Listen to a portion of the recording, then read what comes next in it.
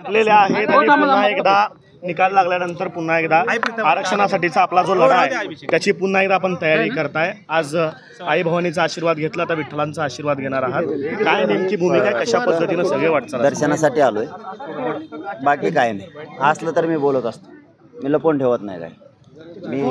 मलाही माहित नव्हतं की मी दर्शनाला चाललोय आणि इतक्या ताकदीनं समाज उसळून बाहेर निघल म्हणून मलाही वाटलं नव्हतं, कारण आम्ही सांगितलंच नव्हतं।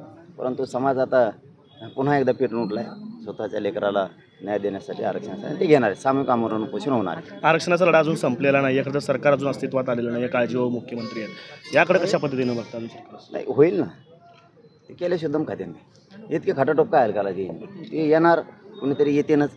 आम्ही बी येणार, पुन्हा उपोषण करणार, आम्ही सोडणार नाहीत। बहुतेक अशी शक्यता आहे मुंबईतसुद्धा आमरण उपोषण होऊ शकतं, मुंबईतसुद्धा होऊ शकतं। सामूहिक तसं तर फायनल आहे आमचं की आंतरवालीतच सामूहिक उपोषण करायचं। घराघरातले मराठी हे आंतरवालीतच येणार आहेत, ते सामूहिक उपोषण। तुम्ही म्हणतो पण मुंबईतसुद्धा होऊ शकतं। देवेंद्र फडणवीसांनीच आरक्षणाची वाट लावली असं तुम्ही मागच्या उपोषणाच्या वेळेस अनेकदा म्हणतात, तेच मुख्यमंत्री होण्याची शक्यता पुन्हा एकदा बदलत आहे। ते जर मुख्यमंत्री झाले तर पुन्हा आरक्षणाची वाटचाल कशा पद्धतीने असणार आहे? सगळे कोणी आलं तरी मराठ्यांपेक्षा मोठं कोणी नाही या राज्यात। कोणी पण येऊ दे, आम्ही सज्ज आहेत ना, कोणी पण येऊ दे, आरक्षण घेणार ओबीसीतूनच। पुऱ्या महाराष्ट्रातल्या मराठा आरक्षणात 100% गेल्याशिवाय मी हटत नाही, म्हणून तर सामूहिक आमरण उपोषण आंतरवालीला लावलं आहे आम्ही। हे फायनल आहे आमचं, पण मराठ्यांचा बी लय आग्रह आहे।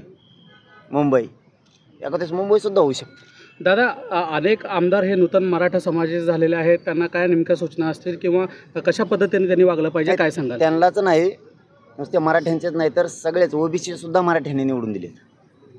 त्यांना सगळ्यांनाच मराठा आरक्षणाचा विषय मांडावा लागेल, नसता रस्त्यावर मराठी फिरून देणार नाहीत। कारण तुमचे लेकरं आता मोठे झाले, तुम्ही आमदार झालात, मंत्री झालात, आमच्या लेकराचं काय किंवा प्रश्न घराघरातला मराठा आता विचारणार आहे, आणि आम्ही सामूहिक उपोषण करायला सज्ज झालो। दादा, खरं तर जसं की आपण म्हणत होतो की जर का आम्ही उभा केले असते तर सोपडा साफ झाला असता, मात्र तुम्ही उभा न करता सुद्धा अनेक ठिकाणी सोपडा साफ झाल्याचं चित्र पाहायला मिळालं। विशेषतः सोलापूर जिल्ह्यामध्ये बार्शी, माढा आणि करमाळा या ठिकाणी मोठा फटका एकंदरीत बसलेला पाहायला मिळाला। काय नक्की चित्र असू शकतं आता? नाही, ज्या गोष्टी केल्या नाहीत त्याला छाती बडायची सवय मला नाही। मी आणि माझा समाज मैदानातच नाही, त्यामुळं दोरी पूर्ण मराठ्यांच्या हातात होती। मालक तो होता, त्यालाच ठेवलं। कोणाच्या दावणीला मी मराठा समाजाला बांधलं नाही, कारण त्या समाजाला मी मायबाप हे शब्द वापरतो। मग मी जर खास त्यांचा मुलगा आहे तर मी अशी फरफट त्यांची करू शकत नव्हतो, त्यांना संकटात सोडू शकत नव्हतो की त्यांना सांगितलं तुम्हाला जे करायचं ते करा, त्यांनी केलं।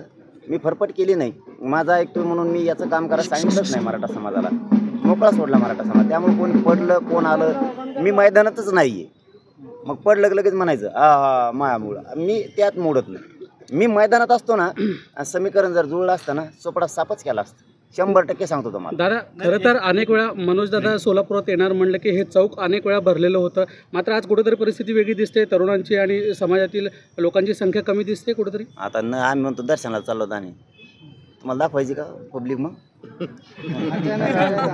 अचानक हे बघा, हे काहीच नियोजित नाही आहे। पंढरपूरला दर्शन आणि आई तुळजाभवानीचे दर्शन दोनच गोष्टी आहेत। मी कधी नाही खोटं बोलतो, पत्रकाराला नाही बोलत बा, आपलं सत्य आहे, मी नाही बोलत कधी। कारण आमच्यासाठी पत्रकार बांधवांनी एवढा जीव तोडलेला आहे या गोरगरिबाचा प्रश्न मार्गी लावा म्हणून, आणि मी ते तोंड चटक्या नाही आहे, तोंडापुरतं आलं की गोड बोलायचं। खरोखरच मराठ्याची इतकी ताकद यांनी पण लावली होती, त्याच्यामुळे मी यांना खोटं बोलत नाही। निवेदन करायचं, मी सांगितलं मी फक्त दर्शनाला जाणार एवढंच सांगितलं होतं। अहो बाबा, इतके आले की मग गाड्या आवरू आताशी घेतो, परेशान झालो होतो आम्ही। 6-7 किलोमीटरवरती गाड्या होत्या, इतके लोक आले। इथं नुसता ट्रेलर बी नाही हो, आणखी लय मजा येणार पुढं। नुसतं आरक्षण देऊ नका म्हणा, कचका टाकायचं तुम्हाला।